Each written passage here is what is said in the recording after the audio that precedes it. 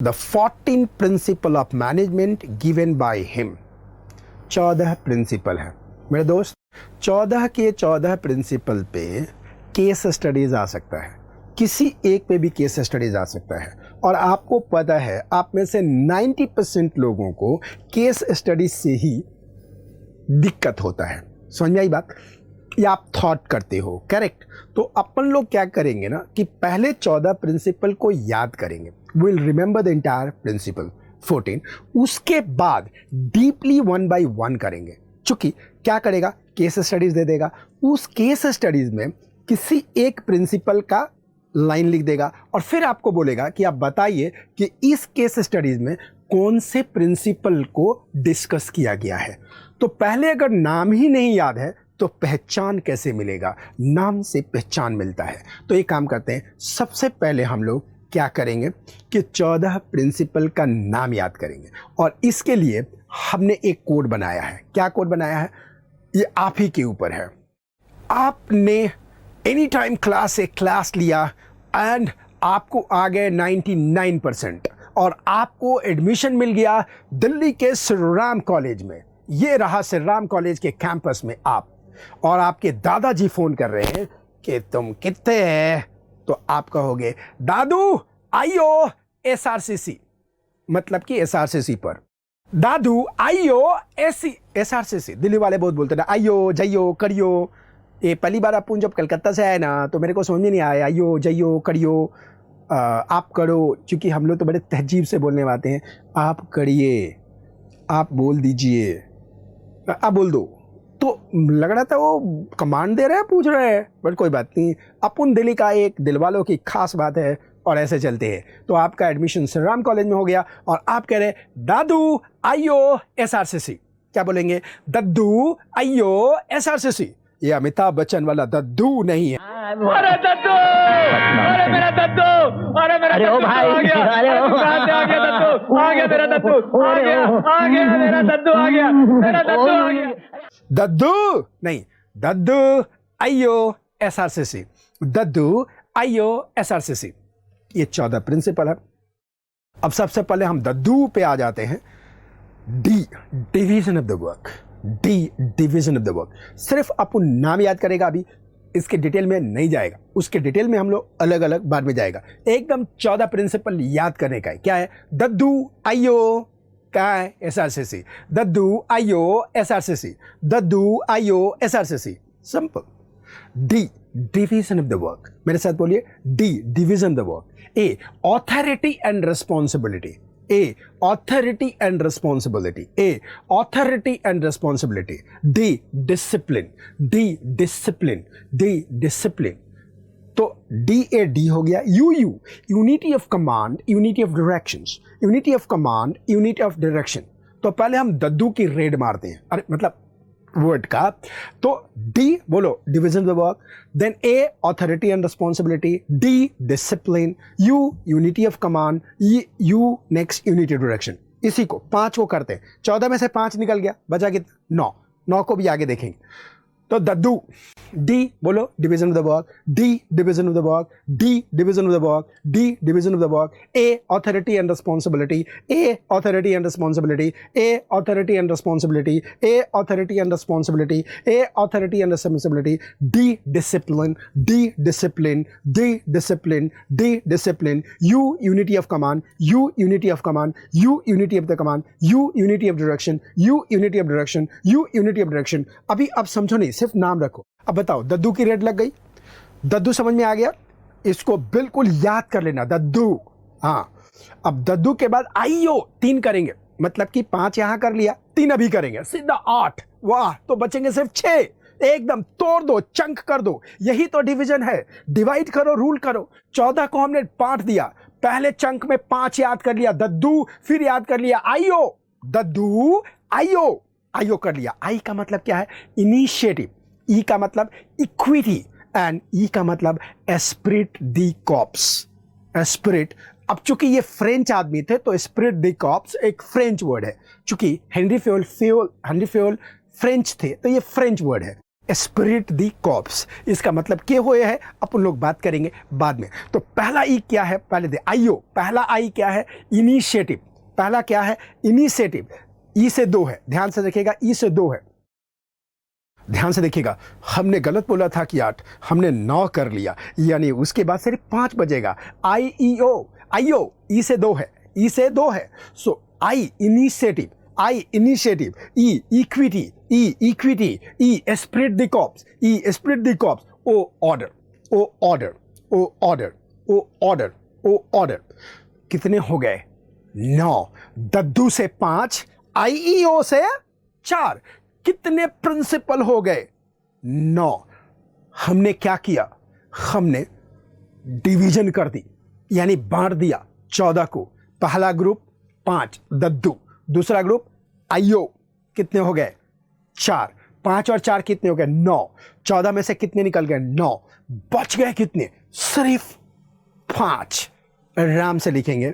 और ये क्या है, दद्दू आईओ, दद्दू आईओ, 9 हो गए, राइट, 9 हो गए। अब हम आ कहते हैं एसआरसीसी, एस से 2 है, एस से 2 है। अब पहला एस क्या है, subordination of individual interest to general interest, stability of personal, stability of personal, stability of personal, stability of personal. S से, एसआरसीसी में एस में 2 हो गए। R remuneration of employee, remuneration of employee, remuneration of employee. C 13 number, centralization and decentralization, centralization and decentralization, centralization and decentralization. And 14, chain scalar, that is scalar chain, that is scalar chain, chain scalar, that is called scalar chain. ये हो गए आपके पास 14 principle of Henry फेवल। और ये हमारे पास आ गया, दद्दू 5 निकल गए, आईओ 4 निकल गए, एसआरसी से 5 निकल गए, एस से कितने हैं 2, एस से कितने हैं 2, आर से कितने हैं 1, एंड सी से कितने हैं 2, C centralisation and decentralisation. And then what, the last one is a chain scalar और स्केलर चेन। ये 14 प्रिंसिपल है बेटा। अगर आपको ये नाम याद हो गया इसका, अगर आपने इसका नाम याद कर लिया तो एकदम ये आपके दिल में बस जाएगा और कोई भी केस स्टडीज आप याद कर सकते हो। Is that clear? अब हम क्या करेंगे, एक एक को पढ़ेंगे, पकड़ पकड़ कर मारेंगे। ये बड़ा नॉर्मल है, ये FW टेलर की तरह बहुत कॉम्प्लिकेटेड, मतलब बहुत साइंटिफिक नहीं है, विज्ञान की बात नहीं है, ये ज्ञान की बात है, ज्ञान की बात करेंगे। Division of the work, division of the work क्या कहता है कि काम को छोटे छोटे टुकड़ों में बांट दो, हर काम को एक्सीलेंटली करो। आपको टॉप करना है ना, टॉप करना है ना एग्जाम में, सिंपल, पूरे कोर्स को कैटेगरी में बांट दो, A B C। ए वाले पे ज़्यादा टाइम लगाओ, बी पे उसे थोड़ा कम, और सी वाले पे थोड़ा सबसे कम। आप क्या करते हो, जब डिवीज़न नहीं करते हो अपने कोर्स का, तो जो एग्ज़ाम में नहीं आता आपको मज़ा आता है वो पढ़ते रहते हो, और जो आता है वो लास्ट में कुछ ना कुछ करके चले जाते हो। पढ़ने का तरीका नहीं पता, मार्क्स कैसे मिलेगा, मार्क्स कैसे मिलेगा। जैसे हमने क्या किया, डिवीज़न ऑफ द वर्क कर दिया, 14 प्रिंसिपल है, हमने दद्दू आईओ एसआरसीसी में बांट दिया, तो हमने डिवीजन कर दिया। यही बात मैं कहूँ तो आप कहोगे कि सर ये सारे कहते हैं, यही बात कहूँ कि हेनरी फेवल ने कहा है तो कहते हैं वाह मज़ा आ गया। ध्यान से, तो ध्यान रखिएगा, डिवीजन ऑफ द वर्क में आप लिखोगे क्या, लिखोगे work is divided into the small task और job, thus division of the work lead to the specialisation. अगर एक ऑर्गेनाइजेशन में अलग अलग काम है, जैसे कोई प्लानिंग का काम करता है, कोई ऑर्गेनाइजिंग का काम करता है, कोई डायरेक्टिंग का काम करता है, अलग अलग बांट दो कि प्लानिंग का काम यही करेगा, ऑर्गेनाइजिंग का काम यही करेगा, डायरेक्टिंग का काम यही करेगा, अलग अलग बांट दो। जैसे आपके कॉलेज में, आपके स्कूल में अगर फेस्ट होता है, एनुअल डे होता है, तो काम को अलग अलग बांट दिया जाता है। जैसे कि इस व्यक्ति का काम है चंदा इकट्ठा करना, चंदा मतलब पैसा, चंदा को नहीं, चंदा इकट्ठा करना, वो स्पेशलाइजेशन है, उसको पता है किससे क्या बोलना है, कैसे बोलना है ताकि पैसा निकल जाए। दूसरे का व्यक्ति का काम है कि वेंडर से बात करना, लाइट वाले से, म्यूजिक वाले से, डिस्को वाले से, सबसे वाले से। एक तीसरा ग्रुप होता है जिसकी सेलिब्रिटी में कनेक्शंस होता है कि किसको बुलाना है, कपिल शर्मा को बुलाना है, कॉमेडियन को बुलाना है, या अमिताभ बच्चन को बुलाना है, किसको बुलाना है। तो जिस तरह से आपके फेस्ट में अलग अलग काम बांटे जाते हैं, उसको जो कर सकता है तो वो स्पेशलाइजेशन होता है। समझ आई बात? तो स्मॉल टास्क जॉब में बांटना, this division the work leads to the specialisation. According to Fayol, the intent of the division of the work is to produce more and better work for the same efforts. Division of the work का मकसद ये है कि उतनी ही effort में बढ़िया result आएगा। Specialisation is the most efficient way to use a human efforts. यानी जिसको जो काम आता है उस पर दिया जाए, उस पर स्पेशलाइज किया जाए। मैं हमेशा एक बात कहता हूँ कि झाड़ू मारने वाले को अगर किचन में आप काम कराओगे तो खाना में वो झाड़ू मारेगा। उसी तरह से खाना बनाने वाले को झाड़ू में लगाओगे तो झाड़ू में वो खाना बनाएगा। यानी कि कंपनी की पूरी एफिशिएंसी की वाट लग गई। मैं कई कंपनियों में देखता हूं कि जब एचआर डायरेक्टर किसी व्यक्ति को पेनल्टी करना होता है तो उसको वो काम देता है जो उसको नहीं आता। चले तेरी ईगो तो पूरी हो गई, लेकिन कंपनी की वाट लग गई। ऐसा नहीं करने का है, ऐसा बिल्कुल नहीं करने का है, बिल्कुल ही नहीं करने का है। एक बात ध्यान रखिएगा, जो व्यक्ति जो काम स्पेशलाइजेशन वैसे कर सकता है उसमें उसकी ग्रोथ डालो, उस पर काम पे डालो, सीखेगा, उसका ग्रोथ होगा। मेरी बात समझ में आ रही है ना? बिल्कुल। Thus in the company we have a separate department for finance, for marketing, for production and human resource development। यानी कि प्रोडक्शन वाला काम प्रोडक्शन में सुपर स्पेशलाइजेशन करेगा, ह्यूमन वाला ह्यूमन रिसोर्स पे करेगा। मैं कई बार ऐसा देखता हूँ बहुत सारे कंपनी में, जब ह्यूमन रिसोर्स का डायरेक्टर कोई अकाउंट्स का बंदा बनता है, कोई फाइनेंस का बंदा है, तो जितने भी ट्रेनिंग के पार्ट्स होते हैं उसकी वॉट लगा देता है, क्योंकि वो कहता है इसे रिटर्न नहीं मिल रहा। अरे यार, ट्रेनिंग का क्या रिटर्न मिलेगा? तुम ट्रेंड हो गए हो तो तुम्हारा आउटपुट बढ़ेगा। बहुत सारे उसके फैक्टर्स हैं। Are you getting my point? So the very simple point is that हर डिपार्टमेंट का स्पेशलाइजेशन होना चाहिए और सही बंदे होना चाहिए। सो देखिएगा, all of them have a specialise person. Production का प्रोडक्शन स्पेशलाइज होगा, ह्यूमन रिसोर्स का ह्यूमन रिसोर्स होगा। अगर आप प्लांट के बंदे को ह्यूमन रिसोर्स का हेड बनाओगे तो अपनी तरह से सोचेगा, फाइनेंस के बंदे को ह्यूमन रिसोर्स का बनाओगे तो अपनी तरह से सोचेगा और ह्यूमन रिसोर्स की वॉट लगा देगा। So collectively they achieve the production and sales target of the company. तो ये कहते हैं कि डिवाइड करो, प्रोडक्शन में, मार्केटिंग में, फाइनेंस में, हर डिपार्टमेंट में उस डिपार्टमेंट के स्पेशलाइज बंदे को दो जो वो काम करेगा। सी, मैं हमेशा बोलता हूँ human resource is a very typical departments. आप पहले का ज़माना, फ्योल के भी केस में ही मैंने देखा था, आपको बताया था कि पहले फ्योल कहते थे कि जो एम्प्लॉई है पैसे से मोटिवेट होता है। I am dealing with the human brain and the best to the best brain. I believe money is important but money is not everything. मेरी मदर एक छोटी सी बात कहती थी, बहुत ही छोटी सी बात कहती थी, ऑफकोर्स आपकी मदर भी कहती होंगी, कि एक व्यक्ति को खाना खिला के बुलाओ और 56 भोग उसके सामने रखो और फिर उसको एक शब्द बोलो, खा ले, तेरी तकदीर तो अच्छी है, जिंदगी में तेरे को कभी ऐसा खाना मिला है क्या? ये वर्ड बोलते ही उस खाने का कोई मतलब नहीं है। So the different department, the different people have a different thought process.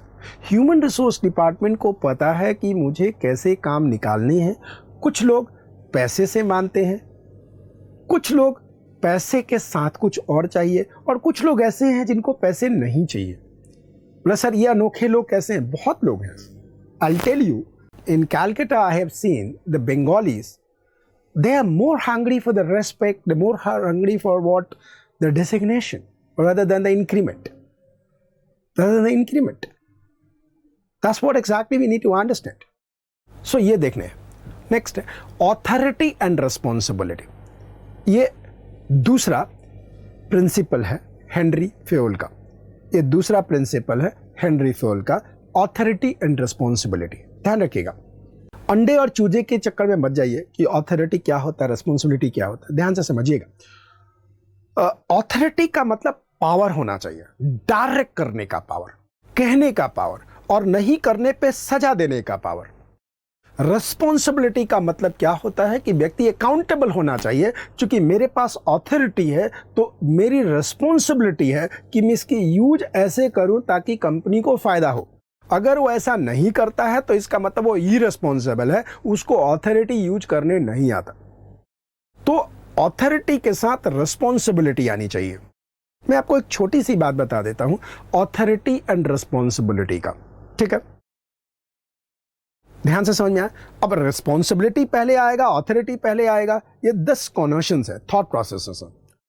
हमारे यहाँ गाँव में क्या होता है कि जैसे कि घर में सपोज मान लो कि मेरे बड़े भाई की शादी हुई, तो बड़े भाई की शादी हुई तो कहा जाता है जब घर आती हैं वो तो कि वो होता है कि चौखट में क्या होता है कि वो आंचल में कुछ दिए जाते हैं और उनको चावल नीचे होता है, पाँव मार के घर में आना होता है। तो उनका आगमन हो गया, उनकी पोजीशन क्रिएट हो गई कि अब बड़ी हैं वो घर में। तो जब बड़ी हो गई तो उस बड़े सीट के अनुसार उनको एक ऑथोरिटी मिलता है, उनको एक रिस्पॉन्सिबिलिटी मिलता है कि घर के सारे छोटे बच्चों का आपको ध्यान रखना है, केयर करना है, उनकी अच्छाई के बारे में सोचना है। Right? Are you getting a point? उनकी अच्छाई के बारे में सोचना है, उनकी रिस्पॉन्सिबिलिटी तो हो गई, लेकिन उसके पहले ही ऑथोरिटी क्रिएट किया जाता है। उनमें पावर होना चाहिए कि किसी को डांटे तो सुने, किसी को ना कहे तो ना समझे, अगर किसी को कुछ पैसे चाहिए तो कुछ पैसे भी दे, यानी उनके पास रिसोर्सेस भी होना चाहिए। तो एक अलग सा ट्रेडिशन है। ट्रेडिशन क्या है कि आई सॉ माई मदर जो चाबी यहाँ रखती थी निकाल के भाभी को दे दिया। मैंने पूछा कि मदा एक बात बताओ मामा, आपने चाबी क्यों दिया? तो मामा ने एक बात कहा कि आने वाले कल में तेरे को कितना पैसा चाहिए ये उनकी रिस्पॉन्सिबिलिटी है। तो पैसा कहाँ है और वो कितना देंगी और कैसे देंगी ये उनके पास होना भी चाहिए ना, उनके पास पावर भी तो होना चाहिए ना, ऑथोरिटी भी तो होनी चाहिए ना। Authority is a power given in the seat, given in the chair. Now it is depending on the भाभी that whether उस authority को यूज कर रही है, मिस यूज कर रही है। This is her responsibility. ये उनका उत्तरदायित्व है, उनका उत्तरदायित्व है। लेकिन ऑथोरिटी उनको पोजीशन मिला है, नंबर 1 बड़ी है, नंबर 2 उनके पास पावर है। पावर क्या है? डिसीजन मेकिंग पावर है। Are you getting my point? तो जो चाबी है उनको आंचल में दे दिया गया। तो क्यों दिया गया? क्योंकि उनके पास एक बड़ी पोजीशन मिली है, बड़ी पोजीशन पे कुछ रिस्पॉन्सिबिलिटी है, उस रिस्पॉन्सिबिलिटी को एक्टिवेट करना है, एक्टिवेशन में लाना है, तो उनके पास पावर भी होना चाहिए। तो हर चेयर के साथ एक ऑथोरिटी होता है, कुछ कर गुजरने की शक्ति होती है, ऑर्डर देने की शक्ति होती है, ऑर्डर के लिए जो कीमत है वो चुकाने की शक्ति होती है। तो this is called the authority. Authority means what? Her position में एक ऑथोरिटी होता है, एक पावर होता है। तो देखिएगा, जो व्यक्ति पोजीशन पे होता है, चेयर पे होता है, उसके पास 2 ऑथोरिटी होता है। एक फॉर्मल जो उस चेयर के साथ मिलता है, ऑर्डर देने का अधिकार, काम करवाने का अधिकार और काम ना करने पे पेनाल्टी देने का अधिकार। लेकिन हर ऑथोरिटी के साथ एक रिस्पॉन्सिबिलिटी आता है कि ऑर्डर देने वाला सही ऑर्डर दे रहा है नहीं दे रहा है, ऑर्डर देने वाला कहीं प्रेजुडाइज होकर तो नहीं दे रहा है, ऑर्डर देने वाला खुंदस में तो नहीं दे रहा है। ये उसकी रिस्पॉन्सिबिलिटी होती है, उत्तरदायित्व होती है। So every authority has a responsibility and every responsibility can be made only when there is a authority. So ये है ऑथोरिटी एंड रिस्पॉन्सिबिलिटी। लेकिन एग्जाम में क्या भाभी लिखोगे, क्या आंचल लिखोगे, क्या चाबी लिखोगे, क्या देवर लिखोगे, क्या पावर लिखोगे? नहीं, ये सिर्फ समझने के लिए। समझ में आया तो ठीक है, वरना छोड़ दो एग्जाम्पल, जरूरी नहीं है, घर का एग्जाम्पल है आगे। बट कॉर्पोरेट में जब ये बात मैं कहता हूं तो लोग बहुत तालियां बजाते हैं। You know why? बिकॉज उसका रीजन है। कंपनी में मैं देखता हूं लोगों की प्रमोशन दे दी जाती है, लेकिन प्रमोशन के साथ पावर कुछ नहीं मिलता। जो पुराना काम करते रहते हैं वही करते रहते हैं। यानी प्रमोशन तो हो गई लेकिन कोई भी पावर नहीं मिला, ऑथोरिटी नहीं मिली। वो काम के कड़ाएगा भाई, काम के कड़ाएगा। तो जब मैं बात कहता हूं कि दादी इतनी बड़ी मैनेजमेंट गुरु थी, उसने फेवल सिस्टम तो नहीं पढ़ा था, उसने हेनरी फोल का सिस्टम तो दादी ने नहीं पढ़ा था, बट दादी को पता था कि उसकी बहू आई है, बड़ी बहू, और जब पावर शिफ्ट हो रहा है तो उसके पास चाबी भी जाना चाहिए और लोगों के पास क्लियर इंस्ट्रक्शन चाहिए कि आज कुछ भी करवाना है तो जाके भाभी से पूछ लो। देन भाभी used to take the control. That's how the point is this. So ये बात जरूरी थी। तो ये जब मैं कॉर्पोरेट में बोलता हूं तो लोग बड़े तालियां बजाते हैं कि दादी इतने इंटेलिजेंट थी, लेकिन कंपनी में प्रमोशन तो मिल जाता है लेकिन अथॉरिटी नहीं मिलता, तो वो क्या काम कराएंगे। Are you getting my point? समझ में आया तो ठीक है, नहीं आया तो कोई दिक्कत नहीं है। ऑथोरिटी एंड रेस्पॉन्सिबिलिटी, ध्यान से। Authority is the right to give order and obtain obedience, order देना और अगले को ओबीडियंट यानी कि फॉलो करना। And responsibility is obligation to work, obligation to work यानी कि काम करना सही दिशा में। Authority is both formal and informal. The two types of authority are there. Official authority is a formal and the inbuilt capability of the person to command the situation is the informal, right? Informal. The personal authority is the authority of the individual manager. ध्यान से सुनिएगा, इसको अच्छी तरह से समझिएगा। अब फेवल ये कहते हैं कि there should be a balance between the authority and the responsibility. An organization should build safeguard against the abuse of the managerial power. अगर किसी व्यक्ति के पास बहुत ज्यादा ऑथोरिटी आ जाए तो उसको एब्यूज कर सकता है, अपने फायदे के लिए कर सकता है। अब बहुत छोटे लेवल पे हैं, आप देखिएगा बहुत सारे जगह पे कंपनी में अंदर 2013 में पॉश एक्ट आया, POSH, पॉश एक्ट। ये क्या था? That is prevention of sexual harassment. चूंकि अब डाइवर्सिटी बहुत ज़्यादा है, मेल और फीमेल वर्क कर रहे हैं, तो वहाँ पे कई बार क्या होगा कि टॉप लेवल पे बहुत अथॉरिटी आ गई, बहुत पावर आ गया और कई लोग रिस्पॉन्सिबल नहीं होते। तो जब रिस्पॉन्सिबल नहीं होते तो वहाँ पे सेक्सुअल हरासमेंट का केस बहुत सारे होते हैं। तो 2013 में पॉश एक्ट आया कि जो सुपर लेवल पे बंदा है उसके पास जो पावर है, कहीं वो मिसयूज तो नहीं कर रहा, यानी काम उसको करवाना है कुछ और करवा तो कुछ और नहीं रहा। तो ये बहुत बड़ी चीज़ है, हेनरी फेवल उस जमाने में समझ गए थे कि बॉस आने वाले कल में अगर ज़्यादा ऑथोरिटी दे दो, ज़्यादा पावर दे दो, तो कहीं पॉइजन की तरह लोग तो यूज़ नहीं करेंगे। तो ये बात ध्यान रखिएगा, यही बात यहाँ बोली गई है। Organisation should build a safeguard, यानी बचाना है against the abuse of the managerial power. At the same time, a manager should have a necessary authority to carry out its responsibility. यानी मैनेजर के पास क्या होना चाहिए? अथॉरिटी भी होना चाहिए ताकि रिस्पॉन्सिबिलिटी को निभा सके, लेकिन कहीं इतना ज़्यादा अथॉरिटी ना हो कि वो मिसयूज करना लगे, तो कंपनी को सेफगार्ड करना चाहिए। दोस्त, इसमें से कोई भी लाइन पूछ सकता है और जैसे पूछ देगा कि manager, the company should provide a safeguard so that the authority should not be used. Which principle is talked about in this case studies? तो आप क्या बोलोगे? आप बताओ क्या बोलेंगे? आप बताएंगे इसके बारे में authority and responsibility। तो इस तरह का क्वेश्चन पूछेगा केस स्टडीज में घुमा के, और 14 के 14 प्रिंसिपल में क्वेश्चन पूछे जा सकते हैं फॉर द केस स्टडीज। ध्यान रखिएगा। Third principle is a discipline. Sir दद्दू, तो हमारे पास डी हो गया, ए हो गया, डी पे है दद्दू, डी पे डिसिप्लिन। ध्यान से रखिएगा, discipline is the obedience to the organizational rules and employment agreement which are necessary for the working of the organization. Discipline का मतलब क्या होता है तो आपको पता है, बचपन से मतलब डिसिप्लिन में रहो, अच्छे कपड़े पहनो, अच्छे ऐसे कपड़े मत पहनो, ऐसे बात करो, यहाँ बात ना करो, हंसो मत जोर से, ये सारा डिसिप्लिन है। हर कंपनी में डिसिप्लिन होना बहुत ज़रूरी है, हर ऑर्गेनाइजेशन में डिसिप्लिन होना जरूरी है।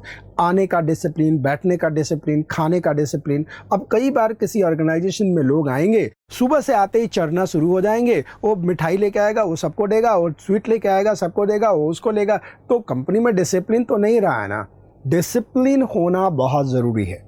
तो जो व्यक्ति टॉप पे है उस व्यक्ति को ये इंश्योर करना पड़ेगा कि हमारे कंपनी में डिसिप्लिन होना बहुत ज़रूरी है, राइट?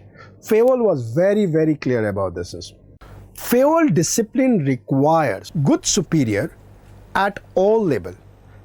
Fayol कहते हैं सुपीरियर को डिसिप्लिन होना बहुत ज़रूरी है। सुपीरियर अगर खुद डिसिप्लिन तोड़ रहा है तो कुछ नहीं होगा। Clear and fair agreement and judicious applications of the penalties. अगर कोई गलती करता है तो उसको पेनल्टी मिलनी चाहिए, उसको सज़ा देनी चाहिए। Simple. Suppose management and labour union have entered, देखिएगा इस एग्जाम्पल के ऊपर केस स्टडीज आपके एग्जाम में कई बार आया हुआ है, यानी कि डिसिप्लिन के अंदर ये एग्जाम्पल है, इसी एग्जाम्पल को XYZ कह के केस स्टडीज बना के आपके एग्जाम में कई बार आया हुआ है, right.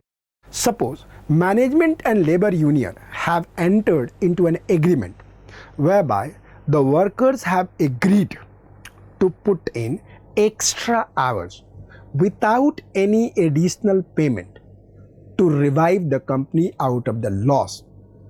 In return, the management has promised to increase wages of the worker when this mission is accomplished.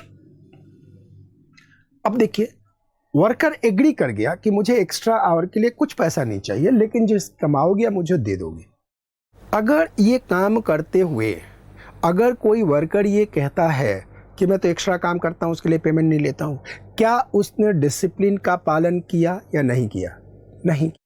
अगर उसको पेमेंट 2 दिन लेट मिली, फिर वो कहता है मुझे 2 दिन लेट मिली, क्या वो डिसिप्लिन का पालन किया या नहीं किया? नहीं किया।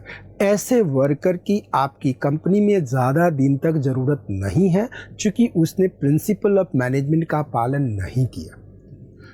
So you have to be, a senior management has to be very very careful about this kind of the people. Again, अगर वहीं पे कोई एम्प्लॉय है और ये कहता है कि we are together, we are standing, sir आपके दिमाग में भी नहीं आनी चाहिए कि मैं एक्स्ट्रा काम कर रहा हूँ और पैसा नहीं ले रहा हूँ, बिकॉज आई नो ये कंपनी हमारी है, we are going to work together, we are going to earn together, we are going to stand together. इसका मतलब कि वो व्यक्ति डिसिप्लिन का पालन कर रहा है। Here discipline when applied would mean that the workers and management both honour their commitments without any prejudice toward the any other. यानी कि वर्कर ये काम करता रहेगा बिना ये फीलिंग लेते हुए कि ये लोग ज़्यादा काम कराते हैं, एंड मैनेजमेंट इस बात को जब प्रॉफिट होगी तो ये सोचेगा कि इन लोगों ने एक्स्ट्रा काम किया है और कमाई पे इनका ही भी अधिकार है। तो आप बोलोगे कि सर फेवल की हारमोनी की तरह लग रहा है, मेंटल रिवॉल्यूशन की तरह लग रहा है। यस, प्रिंसिपल तो घूम फिर के एक ही बात आता है ना यार। जब बात स्वर्ग की करी जाए तो भगवत गीता पढ़ो या जो भी पढ़ो, बात एक ही लिखी गई है। तो यहाँ पे यही बात निकल के आ रहा है। तो ये डिसिप्लिन का प्रिंसिपल है। इस केस स्टडीज़ को दे करके आपसे सिंपल केस स्टडीज़ का क्वेश्चन पूछा जा सकता है। तो हमने DAD हमने कर लिया, राइट, दद्दू, DAD। अब U, दद्दू, U 2 है, unity of command and unity of direction. ध्यान से समझिएगा, इसको अलग से भी कराऊंगा कि unity of command and unity of directions में डिफरेंस क्या होता है। यहाँ प्रिंसिपल समझ लो। यूनिटी ऑफ कमांड का मतलब क्या होता है कि एक सबऑर्डिनेट को 2 जगह से ऑर्डर नहीं आना चाहिए, बिल्कुल नहीं। I tell you, unity of command समझाने के लिए और यूनिटी ऑफ डायरेक्शन समझाने के लिए मैं आपको एक छोटी सी बात बताता हूँ। शायद आपने घर में भी ये एक्सपीरियंस किया होगा कि जब हम गाड़ी लेके जाते थे तो जब पापा अगर गाड़ी चला रहे हैं तो पीछे से ना मम्मी कमांड करती थी, लेफ्ट लो, राइट लो, थोड़ा दाब लो, थोड़ा चाप लो, स्पीड बढ़ा दो, स्पीड कम करो। तो दादा एक बात कहते थे, मतलब पापा एक बात कहते थे कि एक गाड़ी को 2 लोग चलाएंगे तो क्या होगा? If one car is driven by the 2 people, मतलब कार के स्टीयरिंग 2 लोग चलाएंगे तो क्या होगा? क्या होगा बताओ? गाड़ी चलेगी या एक्सीडेंट होगा? एक्सीडेंट होगा। तो मेरे पापा की ये बात फेवल ने सुन लिया था, नहीं फेवल की बात दादा पापा ने पढ़ लिया था, राइट। कुछ भी हो, दादा पापा ने कोई फेवल वगैरह नहीं पढ़ा होगा, मुझे पता है, राइट। बट एक नॉर्मल फिनोमेनन, मैनेजमेंट क्या है? Nature of the management is to manage. सदियों से ये होते आ रहा है, बट ये प्रिंसिपल्ड हो गया, ये सिचुएशंस हो गया, इन्होंने पेन डाउन कर दिया, लिख दिया, तो अपन को पढ़ना पड़ रहा है, राइट। यूनिटी ऑफ कमांड में क्या कहता है कि कमांड एक जगह से आना चाहिए। अगर एक ही व्यक्ति को, एक ही सबऑर्डिनेट को 2 लोग कमांड करेंगे तो कंफ्यूज हो जाएगा, वो कुछ भी नहीं करेगा, वो कुछ भी नहीं करेगा।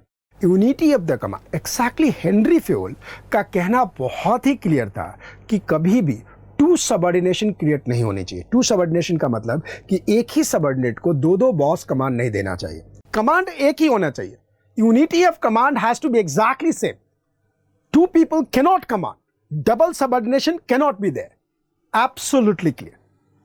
तो ये फेओल कहते थे कि यही है यूनिटी ऑफ कमांड, यानी एक ही व्यक्ति नीचे कमांड देगा, डबल नहीं होनी चाहिए। आपको याद है, एक कंट्रास्ट है किससे? ये कंट्रास्ट टेलर से। टेलर क्या कहते थे कि वर्कमैन को 8 लोग कमांड देंगे, ये कहते हैं कि एक ही व्यक्ति कमांड देगा। फेओल कहते हैं एक ही कमांड देगा। समझ आई? सो एग्जाम में क्या लिखोगे? According to Fayol there should be one and only one boss for the every individual employee. Her individual के लिए एक ही बॉस होना चाहिए। The principle of unity of command states that each participant in the formal organization should receive orders from one and be obedient to him. Fayol gave a lot of importance to this principle. And even me, I also give. मुझे वो पापा के dialogue हमेशा याद होता है और मैं भी अपने बीवी के साथ यूज करता हूं। एक ही गाड़ी को 2 लोग चलाएंगे तो क्या होगा? That's a very simple point. He felt that if this principle is not Papa, Henry Fayol, Papa of course, administration general management के पापा, he felt that if the principle is violated, authority is undermined, discipline is jeopardized, मतलब बर्बाद हो गया, order disturbed and stability threatened. मतलब वो कहते हैं अगर इस तरह की चीजें होती हैं तो इससे कुछ भी मिलने वाला नहीं है। ये साफ कहते हैं dual subordination should be avoided, यानी एक ही व्यक्ति को 2 बॉस सबऑर्डिनेट नहीं करेंगे। This is to prevent the confusion regarding task to be done.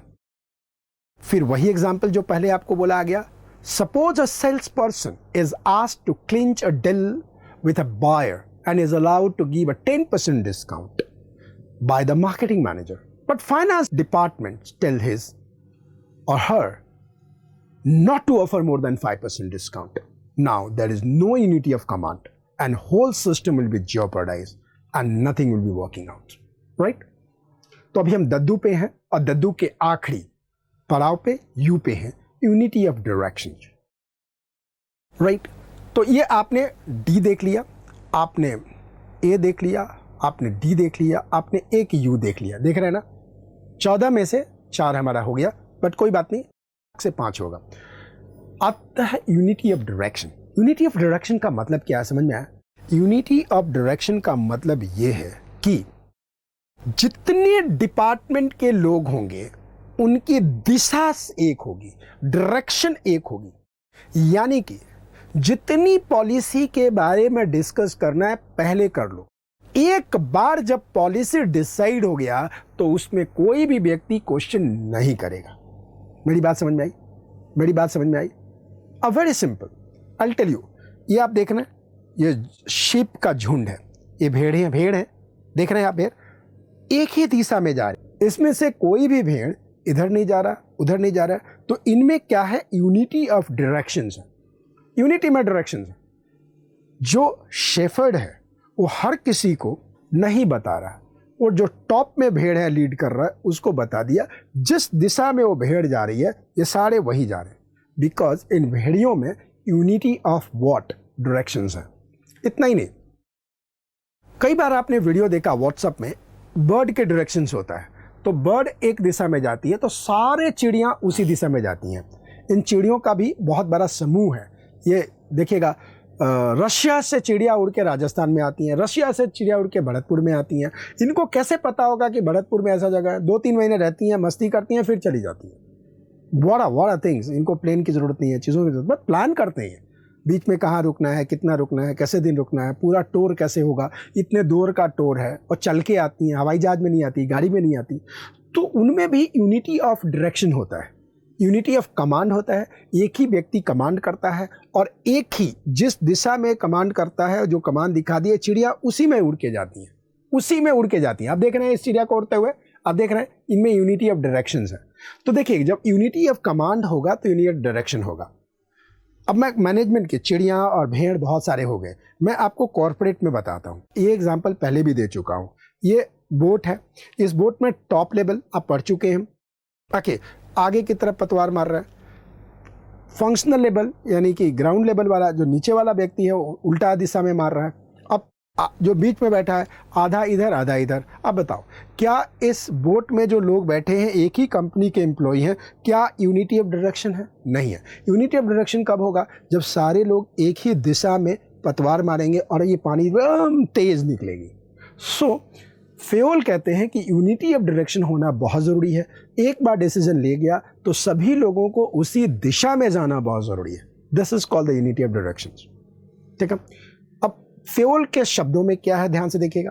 All the unit of an organisation should be moving toward the same objective, यानी जितने भी unit हैं सबका ऑब्जेक्टिव सेम होना चाहिए through coordinated and focused effort.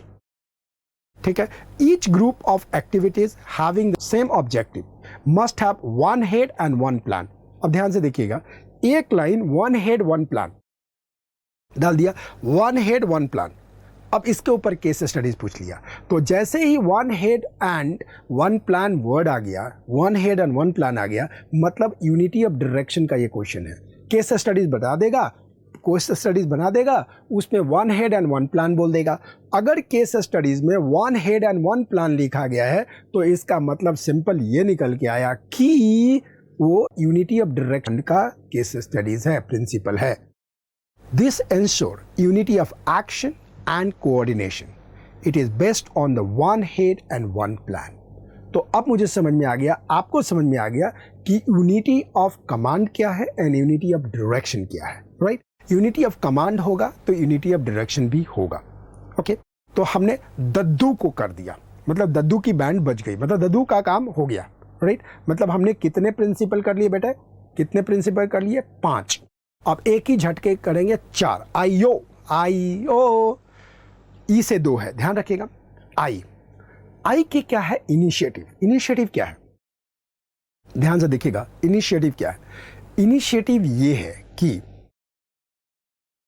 जो worker हो चाहे मिडिल लेवल हो, उनको लगता है कि इस काम को ऐसे कर दिया जाए, इस काम को ऐसे कर दिया जाए, इस काम को ऐसे कर दिया जाए, राइट? तो काम हो जाएगा, काम हो जाएगा, काम हो जाएगा। अगर कोई व्यक्ति ये खुल के कह रहा है ना, तो इसका मतलब वो व्यक्ति इनिशिएटिव ले रहा है। जैक वॉल एक बात कहते थे कि अगर कोई मीटिंग में व्यक्ति बैठा है और वो अपनी बातें नहीं कह रहा है, आइडिया नहीं दे रहा है, तो इसका मतलब वो व्यक्ति मीटिंग में बैठने लायक नहीं है, क्योंकि वो इनिशिएटिव नहीं ले रहा है। I'll give you the point. Her top management को अपने कंपनी के अंदर इररिस्पेक्टिव ऑफ द लेवल हर व्यक्ति से पूछना चाहिए, हाँ भाई बोल तेरा क्या मतलब है? ये नहीं ये क्या बताएगा, ये बहुत नीचे लेवल का, ऐसा नहीं है। धीरू भाई अंबानी रिलायंस इंडस्ट्रीज में इनिशिएटिव पे बहुत जोर देते थे, मैनेजमेंट प्रिंसिपल के इस प्रिंसिपल पे बहुत जोर देते थे। उन्होंने अपने एक प्लांट में नया प्लांट लगाया, वो प्लांट मशीनरी इटली से आई और वो अच्छी तरह से नहीं चल रही थी। वहाँ पे जो फोरमैन था, उन्होंने उनसे पूछा, हाँ भाई तेरे को क्या लगता है, इटली के इंजीनियर तो नहीं कर पा रहे थे? तो फोरमैन ने इनिशिएटिव लिया कि सर मैं पता लगाता हूँ और आई विल सॉल्व इट। ये प्रॉब्लम हो सकते हैं, यहाँ प्रॉब्लम हो सकता है, तो ये यहाँ प्रॉब्लम हो सकता है, ऐसे करने से ठीक हो सकता है। तो यानी कि कंपनी में कल्चर ऑफ इनिशिएटिव है, यानी हर व्यक्ति अपनी आइडिया को बताता है, अपनी आइडिया से कंपनी को ऊपर उठाने की बात करता है, यानी कि कंपनी में इनिशिएटिव होने का एनवायरनमेंट है। अब क्या हुआ, धीरू भाई अंबानी ने उस फोरमैन को बोला, देख इतनी प्रॉब्लम है, इटालियन इंजीनियर फेल हो गए हैं, क्या करना चाहिए? उन्होंने कहा कि साहब एक जगह झटका लगा था, मैं कोशिश करता हूं बट डर लगता है कि कहीं मशीन टूट ना जाए। अब देखिए एनवायरनमेंट धीरू भाई ने किया, टूट जाए तो टूट जाए, वो भी तो हिट एंड ट्रायल ही कर रहा है। वो बंदा मशीन के अंदर घुसा, एक हथौड़ा लिया, ठक से मारा, मशीन चली एकदम सही। अब बताओ धीरू भाई अंबानी के इस कंपनी में इनिशिएटिव का कल्चर है या नहीं है? इनिशिएटिव का कल्चर फुल ऑन है। दिस इज कॉल्ड इनिशिएटिव, जहां पे जूनियर सीनियर सबको आइडिया देने का अधिकार है और जो दे रहा है दैट्स इनिशिएटिव। तो केस स्टडीज इसके ऊपर भी आपके एग्जाम में आता है। समझ में आई बात? चलो आगे बढ़ते हैं। वर्कर शुड बी इनकरेज्ड, ये फेवल के स्टेटमेंट शुरू हो गया जो आपको एग्जाम में लिखना है। Worker should be encouraged to develop and carry out their plan for improvement. समझ में आई? अकॉर्डिंग टू फेवल ये बात जरूरी है। आगे, initiative means taking the first step with self-motivation. It is thinking out and executing the plan. Dhirubhai Ambani के case में आपने देखा, it is one of the trait of an intelligent person. Initiative should be encouraged. Company में initiative को encourage करना चाहिए। आप ये नहीं कह सकते तेरे को क्या पता, तू छोड़, तेरा बस की बात नहीं है, ऐसा। But it does not mean going against the established practices of the company for the sake of being different. इस बात को मैं बहुत कहता हूँ। कई लोग इनिशिएटिव लेने के चक्कर में जो ऑलरेडी सेट पैटर्न है उसे अलग हो जाते हैं। That's wrong. Once the decision has been taken, that has to be followed. अगर ये इसको चैलेंज किया तो unity of command and unity of direction खत्म हो जाएगा, जेओपार्डाइज हो जाएगा। एक बार डिसीजन ले ली गई वो फाइनल है, किसी भी व्यक्ति को अधिकार नहीं है। अगर कोई व्यक्ति उसके ऊपर बार बार क्वेश्चन करता है तो वो इनिशिएटिव लेने वाला नहीं है, वो उंगली करने वाला है। तो इनिशिएटिव कहीं उंगली ना बन जाए, इस बात को ध्यान रखिएगा। A good company should have an employee suggestion system whereby initiative और suggestion must be short, which will result in substantial cost saving and time saving. And the person जिसने ये initiative दिया should be rewarded. इस व्यक्ति को reward देना चाहिए। I'll tell you the point. It is a very simple point. I was handling my training program for the company called Nunhems. Nunhems is now bought by the Bears, and we were in the Shimla in JP Hotel. वहाँ पे एक व्यक्ति ने कहा कि sir, आपको एक छोटी सी बात हम शेयर करते हैं, अगर ये काम करें तो हमारी कंपनी की एफिशिएंसी बढ़ जाएगी। तो ओपन टॉक होता है, यही होता है कि इनिशिएटर को बुलाया जाए जो बहुत लोअर लेवल का है। ये जो ननहेम्स है ये एक बीज बनाती है, काकड़ी के बीज, चीज़ों के बीज बनाती है। तो जो बंदा था बहुत ही नीचे लेवल का था। उसने कहा कि सर, जैसे टॉप लेवल लोग हैं, उनके मोबाइल में नेट है, उनके घर में नेट है, उनके ऑफिस में नेट है, उनके हर जगह नेट है। जो नीचे के लेवल का बंदा है वो काकड़ी के खेत खेत जाता है, किसान से बात करता है, डीलर से बात करता है। उसको मेल करने के लिए उसको जाना पड़ता है कैफ़े में जो इतना दूर होता है। अगर हर व्यक्ति को नेट से, सर्वर से कनेक्ट कर दिया जाए कि जैसे ही उसको ऑर्डर मिलता है वो इमीडिएटली पंच करे, जैसे उसको फीडबैक मिलता है जैसे वैसे पंच करे, अगर उसी की आवाज़ रिकॉर्ड करके अपलोड कर दे, ऑन टॉप टू बॉटम सभी को पता लग जाए, तो इन्फॉर्मेशन फिल्टर नहीं होगा, डिसीजन सही होगा। बॉस, उस कंपनी का मालिक गोरा जो नीदरलैंड का था, ही बिकम सो हैप्पी कि उस छोटे से बंदे का, छोटे से मतलब कि एज में नहीं, ओहदे में, लेवल पे पासपोर्ट बनवाया और उसको नीदरलैंड लेके गया और बोला तू और बता क्या क्या कर सकते हैं। This is called the initiative. Next management principal bye फेवल is what? Equity. Equity का मतलब क्या होता है? ये देखिए पिक्चर, इक्विटी देखना। इक्विटी, इसका मतलब इक्विटी होता है कि हर व्यक्ति को फेयर यानी निष्पक्ष भाव से देखा जाए, हर व्यक्ति को निष्पक्ष भाव से देखा जाए और अपनी कंपनी में हर एम्प्लॉय को इज्जत दी जाए। समझ में आई बात? इज्जत दी जाए। अगर गुस्सा भी है तो भगवान शिव की तरफ पी जाया जाए और एक स्टेटमेंट बोल के बोला जाए कि आगे से मत करियो। ध्यान से देखिएगा, इक्विटी का मतलब है जस्ट का मतलब सबको इक्वल नज़र से देखना। आप ये पिक्चर देख रहे हैं ना, ये बड़ा हंसने वाला पिक्चर है, बट ये बात बताता है कि इक्विटी नाम के लिए नहीं होना चाहिए, इक्विटी काम के लिए होना चाहिए। हर इंसान को इक्वल समझना चाहिए। कोई भी व्यक्ति सेक्स के बेसिस पे, जेंडर के बेसिस पे, सेक्स बोले तो जेंडर के बेसिस पे, कास्ट के बेसिस पे, रिलीजन के बेसिस पे, क्रीड के बेसिस पे किसी को पार्शियलिटी नहीं मिलनी चाहिए। Everybody in the company is equal. That is the point to be understood.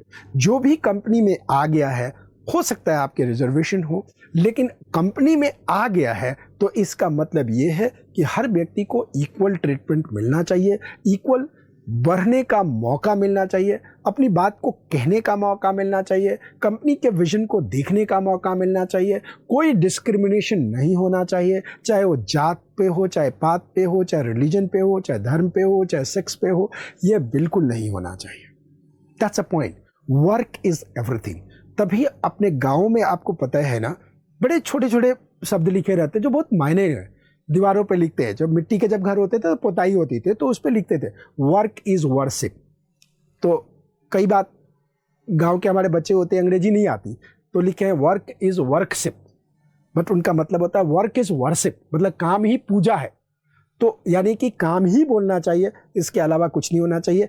काम की पूजा होना चाहिए, पूजा की पूजा नहीं होनी चाहिए। मैं इस बार समझ गया ना? चलो ठीक है। This is called the equity. So ध्यान रखिएगा, good sense and experience are needed to ensure the fairness to all employees, who should be treated as fairly as possible. According to Fayol, this principle emphasizes kindliness and justice in the behavior of the manager toward the worker. This will ensure the loyalty and devotion. Fayol does not rule out use of the force sometimes. कभी कभी जबरदस्ती भी करना चाहिए, कभी कभी गाली गलौज भी हर्ट करने वाला काम करता है, समटाइम फोर्स भी चलेगा। दादी कहती थी जब सीधी उंगली से घी ना निकले तो कभी कभी टेढ़ी करनी चाहिए, लेकिन हमेशा टेढ़ी करेंगे तो उंगली टेढ़ी हो जाएगी। मेरी बात समझ में आई? तो बहुत ही सिचुएशन को देख के काम करना चाहिए। There should be no discrimination. There should be no discrimination against anyone on account of the sex, religion, language, caste, belief or nationality. बिल्कुल नहीं होनी चाहिए, ये ध्यान रखना चाहिए। In practice, we can observe that nowadays in multinational corporation, people of the various nationalities work together in a discrimination-free environment. आप गुड़गांव जाएंगे तो वहाँ पर रशियन कॉलोनी आपको मिल जाएगा। आप यहाँ से जयपुर जा रहे हैं दिल्ली से तो आपको लेफ्ट में जापानीज कॉलोनी मिल जाएगा। तो कोई भी डिस्क्रिमिनेशन नहीं कर सकता, बिकॉज मल्टीनेशनल चीज़ का कल्चर्स है। कुमार बाबू का कंपनी इंडोनेशिया में है तो वो इंडोनेशिया में जाके वहाँ पर डिस्क्रिमिनेशन नहीं कर सकते कि हम ऑनर्स हैं तो हम लोग ऐसे करेंगे। Everybody is equal. Equal opportunities are available. Equal opportunities are available for everyone in such a companies to rise. हर व्यक्ति आगे बढ़ सकता है। तो आई ई एक और ई है, स्प्रिट दी कॉप्स। आई इसके बाद ओ, 4 हो जाएगा, 9 हो जाएगा, उसके बाद 4 बचेंगे। ठीक है। स्प्रिट दी कॉप्स ये फ्रेंच वर्ड है और ये वर्ड कहता है कि कंपनी के अंदर सौहार्द होना चाहिए। एक तरह से देखा जाए तो ये हार्मनी का, एफडब्ल्यू टेलर के हार्मनी का ही हार्मनी ही है। ये कहता है कि टीम वर्क होना चाहिए। कंपनी में आई नहीं वी होना चाहिए, मैं नहीं हम होना चाहिए। तो स्पिरिट डी कॉप्स बिहार में बहुत है। वो अकेले भी काम करते हैं तो कहते हैं हमने किया है। तो मैं पूछता हूँ हम कौन? तो कहते हैं सर हम मतलब मैं। तो बहुत सिंपल से सवाल है जो आप लोगों को ध्यान रखना है। स्पिरिट डी कॉप्स का मतलब होता है मैं नहीं हम, आई नहीं we, replace I with we, मतलब talks about the team. So ध्यान से रखिएगा। Management should promote a team spirit of unity and the harmony among the employees. According to Fayol, management should promote a teamwork, especially in the large organization, because otherwise objective would be difficult to realize. This will give rise to the spirit of the mutual trust and belongingness among team members. It will also minimize the need of using penalties. तो जब team spirit होएगा, spirit दी corp रहेगा, तो naturally company में क्या होगा? सौहार्द की भावना होगी, कंप्लेंट नहीं होगा, कन्फ्लिक्ट नहीं होगा। जब टीम की भावना होगी तो डेडिकेशन की भावना होगी, लेट गो की भावना होगी। जैसे आप भाई बहन जब आप टीम स्पिरिट में होते हो तो एक दूसरे की कमी पेरेंट्स को नहीं बनाते, एक दूसरे को ही संभाल लेते हो। फिर पेरेंट्स कहते हैं तुम दोनों मिलके मेरे को बेवकूफ़ बना रहे हो, ये वाली बात है। But anyway this is about the talking like this is. तो मुझे लगता है कि आई ई ओ मतलब दद्दू, आई ई ई ओ एक बच गया, हम 9वें पादान पे चले जाएंगे। ये है ऑर्डर। ऑर्डर का मतलब क्या? ऑर्डर देना नहीं। मैं खास बताऊं ना, तो मैं जब बचपन में पिताजी से मेरी बड़ी पिटाई होती थी। पता है क्यों पिटाई होती थी? नहीं, सचमुच में पिटाई होती थी, थप्पड़ एकदम। मतलब मेरा सरनेम राठौर है और हमारे जगह पे मतलब कि पिताजी के हाथ खुल के चलते थे, मतलब वो रुकते नहीं थे, कभी भी चल पड़ेंगे, कहीं भी चल पड़ेंगे, वो जगह भी नहीं देखते थे। पता है पिटाई क्यों पड़ती थी? मैच बॉक्स, माचिस, वो कहते थे जहां रखा है वहीं रखो, पूजा करना है वहीं रखो, अगर नहीं मिला तो इसका मतलब कि गड़बड़, पिटाई। यानी कि ऑर्डर में नहीं रखा हुआ है, ऑर्डर में नहीं रखा हुआ है। उनका टॉवेल, अच्छा पता नहीं वो गलती कैसे हो जाती थी, नहीं रखा हुआ है। जब बड़े हुए तो उनके पेन से, उनके कलम से बहुत प्यार हो गया। वो जहां रखते थे, जब वहां जाते थे, वहां बिल्कुल नहीं मिलता था, बिल्कुल नहीं मिलता था। अच्छा, हम कई बार कोसते थे डैड के पेन से लिख के रख देंगे ना, यानी कि सही जगह पे सही चीजें नहीं रखी रहती थी। यानी order of the work was not performed, वो order of keeping things were not kept, not done. मुझे याद है, मुझे लगता था कि कई बार जब मैं फ्यूल सिस्टम पढ़ने लगा बाद में, तो लगा कहीं फ्यूल की आत्मा तो उनमें नहीं आ गई। हम लोग बेसिकली किसान हैं, खेती करने वाले हैं। तो मुझे याद है लौकी की खेती करी थी और वेजिटेबल की खेती करी थी। तो गांव में क्या होता है, हम लोग नलके से नहीं, मतलब कुएं से पानी निकाल के फिर पानी उसको पटाते थे। आप लोग अंग्रेजी में कुछ भी बोलते रहो। तो डैड ने कहा कि एक काम करते हैं, आज ना पानी मैं डालूंगा। तो हमें डर जाते थे साला फिर कुछ गड़बड़ होगा। तो जो पानी भरने वाला था वही नहीं मिल रहा था, लगाने वाला था वो नहीं मिल रहा था। तो डैड बोले तो सामान तो मिल नहीं रहा। बोला क्या किया जाए? बोला कि कल कर लेंगे। बोला कल क्यों? ये जब काम आज करना था तो कल क्यों? आप सोच नहीं सकते कि आपका आगे क्या किया उन्होंने कहा। जब हम ये घिया लगाए हैं, हमने ये साग लगाया है, ये पालक का साग, ये गंदरी का साग खेत में किया है, और जब हम पानी नहीं दे सकते, जब चीजें सही जगह पे नहीं रखी गई हैं, तो कल भी ऐसे ही होगा। So what to do? वो कुदाल उठाए और जाके सब खोद दिए। हम देखते रह गए। आपको लगता होगा कि ये बनाई हुई कहानी है ना, I swear on the God, ये फैक्ट है, गॉड स्वेयर, ये फैक्ट है, ये फैक्ट है। So was he so systematic? Yes. उनको था कि जहां माचिस रखी है वहीं मिलनी चाहिए, जहां चप्पल है वहीं मिलनी चाहिए, जहां टॉवल है वहीं मिलनी चाहिए, जहां साबुन है वहीं मिलनी चाहिए। This is called order. यही फेवल कहते हैं। तो फेवल की अंग्रेजी में क्या कहते हैं, यही बात सुन लेते हैं।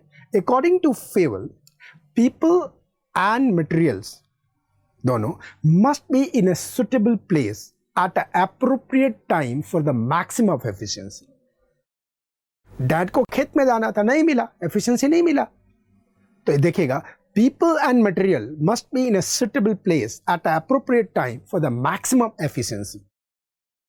The principle of order states that a place for everything, everyone and everything and everyone in his or her place.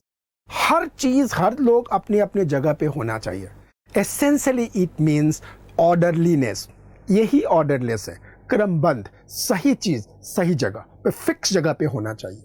If there is a fixed place for everything and it is present there, then there will be no hindrance in the activities of the business / factory. ठीक है? This will lead to increase productivity and efficiency. तो मुझे लगता है कि order का मतलब आपको समझ में आ गया होगा। आप अपने घर से कनेक्ट कर चुके होंगे।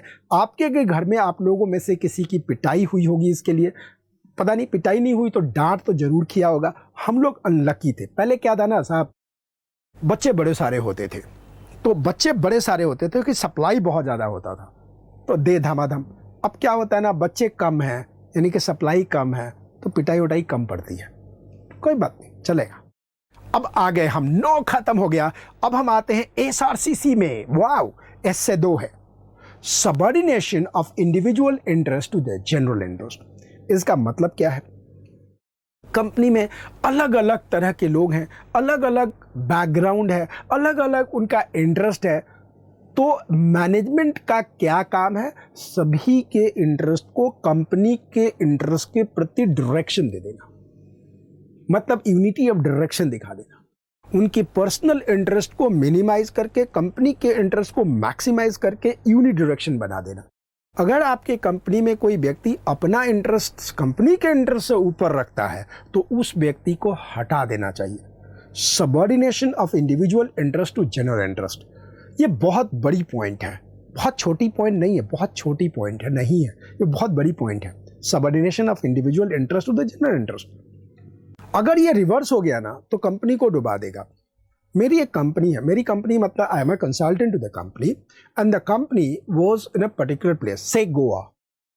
तो गोवा में कंपनी का सारा सब कुछ था, बट उस कंपनी के मार्केटिंग हेड को अपना काम दिल्ली में था। भाई ने कॉर्पोरेट ऑफिस गोवा से शिफ्ट करके दिल्ली में कर लिया।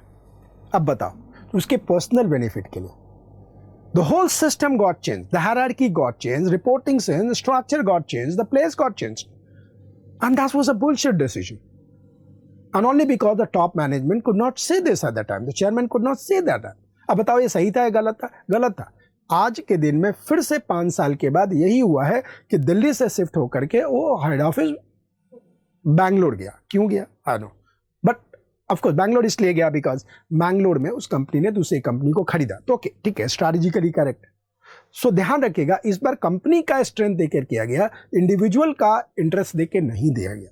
अगर कंपनी में इंटरेस्ट इंडिविजुअल का देख करके डिसीजन लिया जाता है तो गलत है। ये फ्योल साहब ने कहा था, मैंने नहीं कहा। ओके, आगे। So principle number 10, subordination of individual interest to general interest. Fayol साहब क्या कहते हैं, ध्यान देखिएगा। The interest of an organisation should take priority over the interest of any one individual employee according to Fayol. Company का interest देखना है, individual का इंटरेस्ट नहीं देखना। मार्केटिंग डायरेक्टर ने अपने इंटरेस्ट के लिए कंपनी के हेड ऑफिस को शिफ्ट करके गोवा से दिल्ली लेके आ गए। ध्यान से, this was wrong. Interest company की देखनी है। Every worker has some individual interest for working in a company. The company has got its own object. For example, the company would want to get maximum output from its employee at a competitive cost. Let it be, होना भी चाहिए और रहना भी नहीं चाहिए, होना भी चाहिए। तो this is called a very simple point, subordination of individual interest to general interest. अब हम आते हैं next, stability of the personal। उसके बाद RCC बच जाएगा। स्टेबिलिटी ऑफ द पर्सन क्या है? फ्योल कहते हैं कि आपके कंपनी में लेबर टर्नओवर ज़्यादा नहीं होना चाहिए। उन्होंने ये नहीं कहा कि लेबर टर्नओवर बिल्कुल नहीं होना चाहिए, लेबर टर्नओवर ज़्यादा नहीं होनी चाहिए। देखिएगा, मैं कहता हूं कि अगर थोड़ा मोड़ा लेबर टर्नओवर नहीं होगा तो नया फ्रेश ब्लड कंपनी में नहीं आएगा। पुराने लोग वही राजनीति खेलते रहेंगे और वही काम चलाते रहेंगे। मैं हमेशा कहता हूं कि my rate of labour turnover company में ज़रूरी है। नए लोग आएंगे, नए आइडियाज़ आएंगे, नए सिस्टम आएंगे। तो कोई कहीं व्यक्ति कहता है कि मेरे कंपनी में 0 टर्नओवर है, तो मैं कहता हूँ आपकी कंपनी का रेट ऑफ ग्रोथ भी ज़्यादा नहीं होगा, सब्सटेंशियल तो नहीं होगा, बिकॉज एक व्यक्ति को जितना देना है दे देगा। अच्छा, ये अगर कल्चर है कि कंपनी में लोगों को जाना चाहिए, ये लोगों के लिए भी अच्छा है, बिकॉज जब दूसरे जगह जाएंगे तो उनको ये भी पता चलेगा कि वहाँ पे क्या ट्रीट हो रहा है, यहाँ पे क्या ट्रीट हो रहा है, और या तो टूट जाएंगे या सीखेंगे। जब सीखेंगे तो उनका भी तो ग्रोथ होगा। तो मैं तो बहुत ही इसका स्ट्रॉन्ग बिलीवर हूँ कि आपके अगर कंपनी से कोई जाना चाहता है तो उनको जाने दो। आपके की लोग रहें, की लोग को संभाल के रखो, स्टेबिलिटी होनी चाहिए। लेकिन थोड़े बड़े लोग जा रहे हैं तो जाने देना चाहिए, but key people should be there with you. उनको संभाल के रखना है आपको, मतलब उनको फील होना चाहिए कि कंपनी मेरी है, and by all means you should do that, और top management should do that, right. तो ये है स्टेबिलिटी या पर्सनल। ध्यान रखिएगा, employee turnover should be minimise to maintain organisational efficiency. बहुत ज़्यादा नहीं होनी चाहिए एम्प्लॉय टर्नओवर, मिनिमाइज करना चाहिए। अकॉर्डिंग टू फ्योल, ये बात हुई। पर्सनल मतलब लोग should be selected and appointed after due and careers procedure, ध्यान से रखा जाए. But once selected they should be kept at their post position for a minimum fixed tenure. ध्यान से देखिएगा, ये बहुत इंपॉर्टेंट लाइन है. The guy was working in Ashok Leyland in Chennai. Ashok Leyland in Chennai. This guy was hired by the another company. I'll not tell this another company because both of the company was my client. उस company में वो आ गया. अच्छा, उसने मेरे को बोला भी नहीं कि मैं इस कंपनी को ज्वाइन करता हूँ, वरना मैं बोल भी देता कि बॉस देख ले कि जो को यहाँ का जो होल टाइम डायरेक्टर HR है ना, उनके दिमाग में कुछ अलग चीज़ें चलती हैं. गुड और bad I don't know. And वो आया, अशोक लेलैंड छोड़ के आया, रिज़ाइन करके आया, 3 महीना यहाँ आया, 3 महीने के बाद उसको जमा नहीं, उसको निकाल दिया. अब बताओ, जब आपने किसी को हायर कर लिया, उसको सुटेबल टाइम नहीं दोगे, 1 महीने में जाओ आओ, ये नहीं चलेगा. This is not a corporate cultures. अब विश्वास करोगे साहब, उस भाई को, उस HR के सीनियर पोजीशन को 1 साल तक कहीं जॉब नहीं मिली. He did not get a job for a year. Was it good और bad? It was a bad. अगर एक बार आपने एक व्यक्ति को हायर किया तो उसको आपको रीजनेबल टाइम देना पड़ेगा. हाँ, आपके लिए सूट नहीं किया, दैट्स योर मिस्टेक. आपको पहले ही यह ध्यान रखना चाहिए था कि आपके कल्चर में, आपके काम के लिए, चीज़ों के लिए फिट हो रहा है नहीं हो रहा है. अब that one of the client was used to hire the IITians as a GT, general training जो होता है GT के लिए, ग्रेजुएट ट्रेनिंग करके आगे हायर करनी होती. तो आप IIT को आप पोजीशन नहीं दे सकते हो, आपकी कंपनी में उतनी ज़्यादा नहीं है, वो पक्का अपनी दूसरी जॉब खोजेगा. तो उस केस में आपको रखना ही नहीं चाहिए. आप रिगोरियस खुद देखो ना, आपको जरूरत क्या है. Right person should be at the right place ना. So once you have hired a person, उसको फिक्स टेन्योर देना चाहिए. ये बात फेवल ने भी कहा है, ठीक है ना. They should have the stability of the tenure.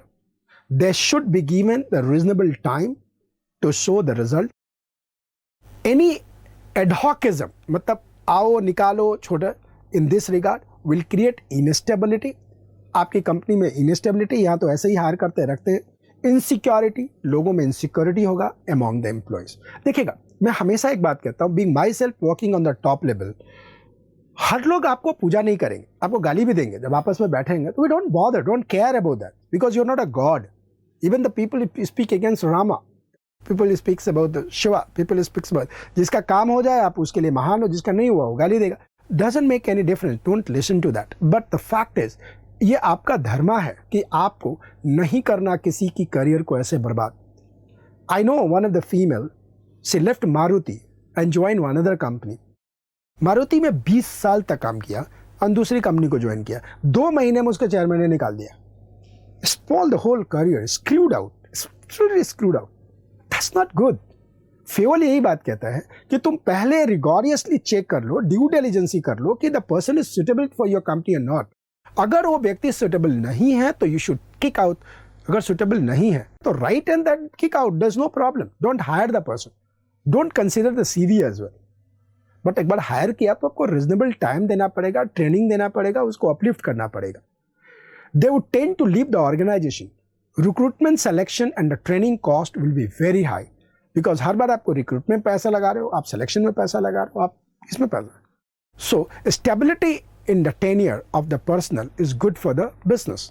तो अगर लोगों में स्टेबिलिटी है तो पूछूं मैं, लेकिन मैं हमेशा कहता हूं कि जो जा रहे हो उनको जाने देना चाहिए, कोई दिक्कत वाली बात नहीं है. वाव, हम तो कहानी सुन करके पूरे चीज पढ़ रहे हैं और केस स्टडी में आएगा तो लिख देंगे. अब हम बहुत ही नजदीक आ गए हैं.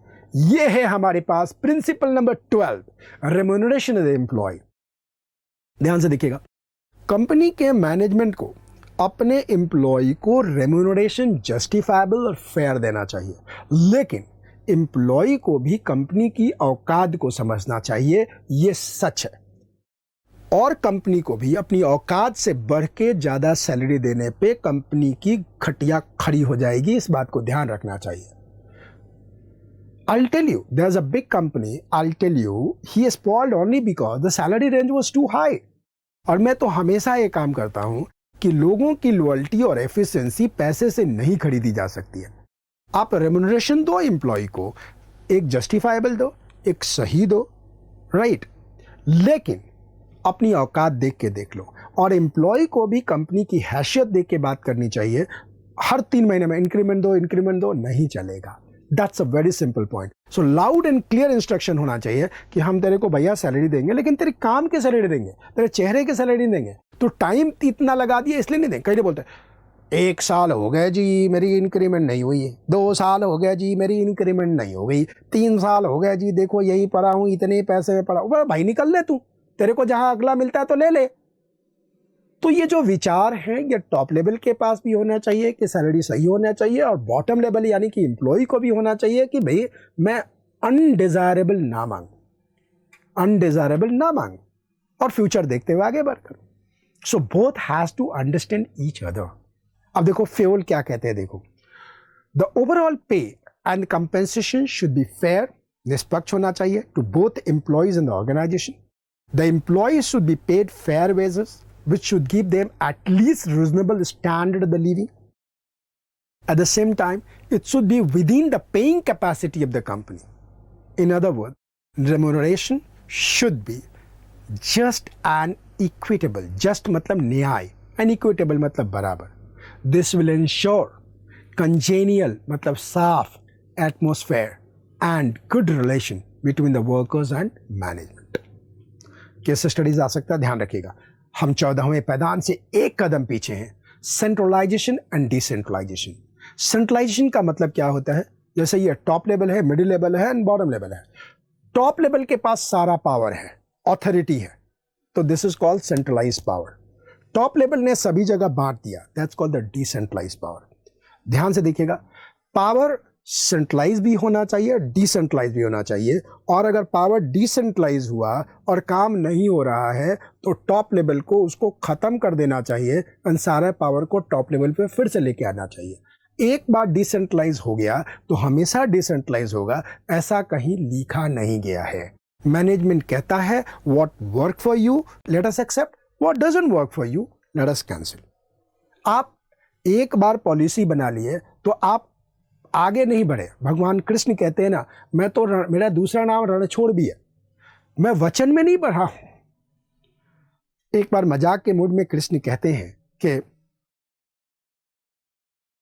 युधिष्ठिर साहब आप खुल के वचन बांटते रहते हैं, ऐसा थोड़ी होता है वचन दे दिया, ऐसा नहीं होता है। पावर सेंट्रलाइज भी होना चाहिए, डिसेंट्रलाइज भी होना चाहिए, मतलब नीचे बांटना भी चाहिए पावर को। लेकिन अगर नीचे के लोग मिसयूज करते हैं तो इमीडिएट इफेक्ट से पावर जो डिस्ट्रीब्यूट हुआ वो कैंसिल हो जाना चाहिए, और यही सच है। समझ आ रही? चलो आगे पढ़ते हैं। फ्यूल साहब क्या कहते हैं, centralisation and decentralisation. The concentration of decision making authority is called centralization, whereas it dispersal मतलब बांटना among more than one person, काफी लोगों में, is known as decentralization. According to Fayol, there is need to balance subordinate involvement through decentralization with managers. Manager को decentralize करना चाहिए ताकि retention होगा. So retention of the final authority through the centralization. The degree of centralization will depend upon the circumstances in which the company is working. In general, large organizations have more decentralization than a small organization. ये आपको बात बता दिया गया, right? अब ये है आखिरी, that's called the scalar change. Scalar chain का मतलब होता है formal authority. That is a formal authority. अब मान लो एक हेड है ए और उसके बाद 2 लाइन ऑफ अथॉरिटी मूव करता है, ये बी सी डी, और इधर हो रहा है एल एम एन। अब ध्यान से देखिएगा, इस सिचुएशन में अगर स्केलर चेन देखा जाए, अगर स्केलर चेन देना जाए, और अगर सी को, यहां देखो डायग्राम में आपको दिख रहा है, आपके पास दिख रहा है, सी को एम से काम है, तो सी को एम से कुछ काम करवाना है, तो स्केलर चेन के अनुसार कैसे काम करेगा? सी पहले बी को बोलेगा, बी ए को बोलेगा, ए एल को बोलेगा, एल एम को बोलेगा कि तुम सी से कुछ काम कर लो। यह है स्केलर चेन। इसका सबसे बड़ा नेगेटिव क्या है? टाइम। लेकिन पॉजिटिव क्या है पता है आपको? हायरार्की मेंटेन हो गया, उछल कूद नहीं हुई, भगवान ने शिव की बारात नहीं निकली। System should spoke. Fayol scalar chain के सबसे बड़े एडवोकेट थे। वो कहते हैं भले ही टाइम लग जाए लेकिन चेन नहीं तोड़ो। लेकिन हाँ, कहते हैं कि बहुत ही इमरजेंसी है, इतना टाइम नहीं है कि स्केलर चेन फॉर्मल कम्युनिकेशन के तरीके को फॉलो ना किया जाए, इतना टाइम नहीं है कि ये किया जाए, इतना टाइम नहीं है कि स्केलर चेन के कम्युनिकेशन सिस्टम को फॉलो किया जाए। तो इमरजेंसी में you can take gang plank. Gang plank क्या है? सीधा सी एम से बात कर लेगा, सीधा सी एम से बात करने लगेगा। This is called gang plank. अब बताओ, क्या गैंग प्लैंक को हेनरी फेवल सपोर्ट करते थे? बिल्कुल नहीं करते थे, बिल्कुल नहीं करते थे। लेकिन कहते थे एक्स्ट्रा ऑर्डिनरी इमरजेंसी सिचुएशन आ गया, एक्स्ट्रा ऑर्डिनरी सिचुएशन अगर सामने आ गया तो उस केस में जरूर हम गैंग प्लैंक को हम फॉलो कर सकते हैं। This is called scalar chain. मेरी बात समझ में आई आपको? This is called scalar chain. अब फेवल क्या कहते हैं, लिखेंगे कैसे, ये डायग्राम आप जरूर बना दीजिएगा, गैंग प्लैंक बता दीजिएगा, आपको मतलब समझ में आ गया। बट लिखने के लिए चीजें चाहिए तो बोलना जरूरी है। ध्यान से देखिएगा।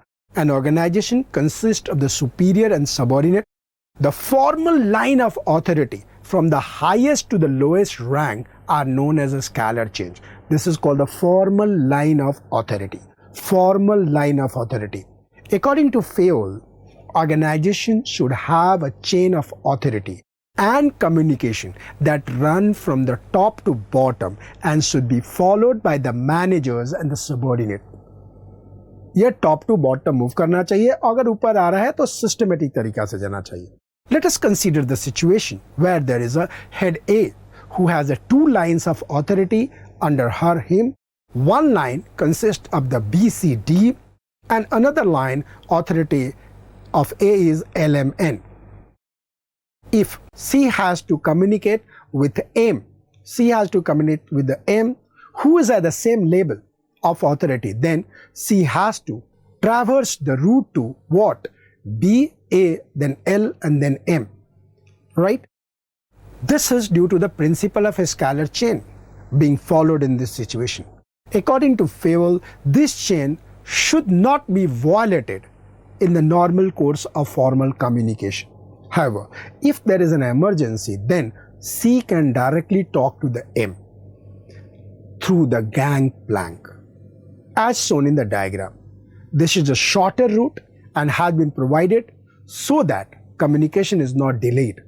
In practice, हम देखते हैं कि no worker can talk to the CEO. Even in practice, you find that a worker cannot directly contact to the CEO of the company. If at all, she or he has to, then all the formal label, the foreman, superintendent, manager, director, etc. have to know about the matter. So ये आपने पूरा 14 principal यहाँ देख लिया, नाम 14 principal का आपने यहां देख दिया। अब आपको एग्जैक्टली याद हो गया क्या चीज? दद्दू आईओ एसआरसीसी, दद्दू आईओ एसआरसीसी, दद्दू आईओ एसआरसीसी, पूरे 14 प्रिंसिपल। अब बेटा इसी क्लास में हम एग्जाम क्वेश्चन कर लेते हैं जो फेवल के प्रिंसिपल पे आया है, ठीक? उसके बाद हम नेक्स्ट क्लास में जाएंगे। Examination question, question 1, which principle of management implies that there should be the one head and one plan for a group of activities having the same objective? बताओ इसमें से कौन सा है? मैं पहले ही बताया था, ऐसे क्वेश्चन आता है, वन हेड वन प्लान, कौन सा आता है बताओ? यूनिटी ऑफ डायरेक्शंस, यही लिखना है, बस खत्म, यही कहानी लिखनी है। वही भेड़ वाली कहानी लिखनी है, वही पक्षियों वाली कहानी लिखनी है, वही बोट वाली कहानी लिखनी है, बस। बट आंसर में ये 2010 में आया है, कई बार एग्जाम में आया है। कैसे लिखेंगे एग्जाम में? ध्यान से। Principle of unity of direction implies that there should be the one head and one plan for a group of activities having the same objective. खत्म। सेकंड क्वेश्चन देखो, which principle of the management states that an employee should receive order from the one superior only? कौन सा बोलो? Unity of command.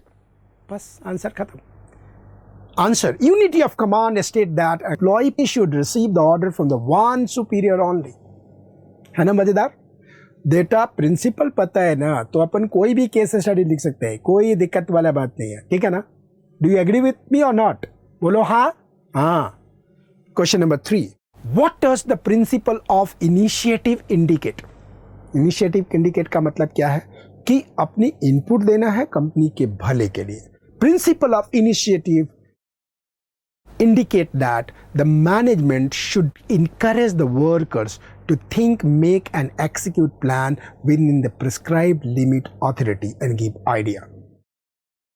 Question number 4. Why did Fayol introduce the concept of the gangplank in the principle of the scalar chain? 2009 का question है, ये इसलिए कि emergency में time delay ना हो। So simple. Fayol introduced the concept of the gangplank in the principle of scalar chain to overcome the problem of communication delay in urgent matters only. Question number 5. Explain the principle of a scalar chain and gangplank. Diagram आपने बता दिया है. Question number 6. Explain the following principle of the management given by the Fayol with example. Unity of directions, equity, देखते जाइए, spirit de corps, order, centralisation and decentralisation, initiative, सब कुछ देखो, सब कुछ यहीं पे है, आपको पता है। अब एक काम करते हैं, एक केस स्टडीज देखते हैं, राइट? केस स्टडीज एक दो देखते हैं कि केस स्टडीज क्या कह रहा है, कैसे कह रहा है, समथिंग लाइक दैट, राइट? अब चूंकि केस स्टडीज आता है, ध्यान रखिएगा, ये है question number 7 is a case studies, right? मैंने जब भी आपको कहा है, मैंने कहा है कि केस स्टडीज करते वक्त आपको सबसे पहले रिक्वायरमेंट देखिए कि रिक्वायरमेंट क्या बोलता है, राइट? रिक्वायरमेंट क्या कह रहा है? State the principle of management described in the above para.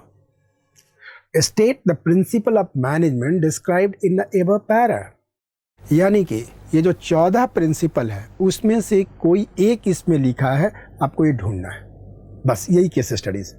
Okay, पढ़ते हैं, आराम से पढ़ना। अब आपको पता है कि 14 में से कोई एक है, the whole focus is there in your mind. ध्यान से, Telco limited is manufacturing files and the folders from the old cloth to discourage the use of plastic files and the folders. एक सोशल कॉज है environment के लिए, पहले कभी पूछा करता था, अब नहीं पूछता। For this the employ people from the nearby village, तो ये भी रिक्रूटमेंट का, एम्प्लॉयमेंट का भी सोशल कॉज है। Where very less job opportunities are available आगे, एन एम्प्लॉय, आगे, Harish designed a plan for a cost reduction. क्या है? हरीश एक एम्प्लॉय है जिसने डिजाइन किया plan for the cost reduction. इसका मतलब क्या हुआ कि कंपनी में लोअर तबके के लोगों को पावर दिया है कि प्लान बना सके। This comes under what? बोलो, initiative.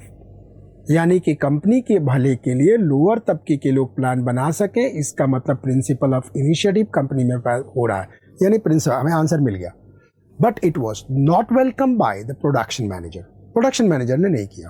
Another employee gave some suggestion for improvement in design, again initiative, but it was also not appreciated by the production manager. इसका मतलब क्या हुआ कि हेनरी फॉल के जो इनिशिएटिव था वो प्रिंसिपल का फॉलो नहीं किया गया, ये इनकरेज होना चाहिए था। तो इस केस में इनिशिएटिव के बारे में बोला गया है। तो आंसर क्या होगा? Henry Fayol suggested that the work should be encouraged to develop and carry out their plan for improvement. Initiative means taking the first step with the self motivations. तो इस केस स्टडीज में इसी के बारे में बोला गया है। अब क्वेश्चन नंबर 8, ये भी क्या है? केस स्टडीज है। केस स्टडीज में आपको पता है हम क्या करेंगे? सबसे पहले देखेंगे कि पूछा क्या गया है। पूछा क्या, देखो लास्ट में देखिएगा, state the principle of the management. अब देख रहे हैं, state the principle of the management described in the above para, यानी कि पैराग्राफ में कौन सा मैनेजमेंट के बारे में बोला गया है। 14 प्रिंसिपल आपको पता है दद्दू वाला, पढ़ते हैं दद्दू आइयो एसआरसीसी पे आगे। Question number 8, Voltech India limited manufactures LED bulb to save electricity. Social cause है, पहले आया करता था, अब नहीं आता। And running under the heavy losses. Wow, to revive from the losses the management thought of shifting the unit to the backward areas. Social value का है, where labor is available at the low cost.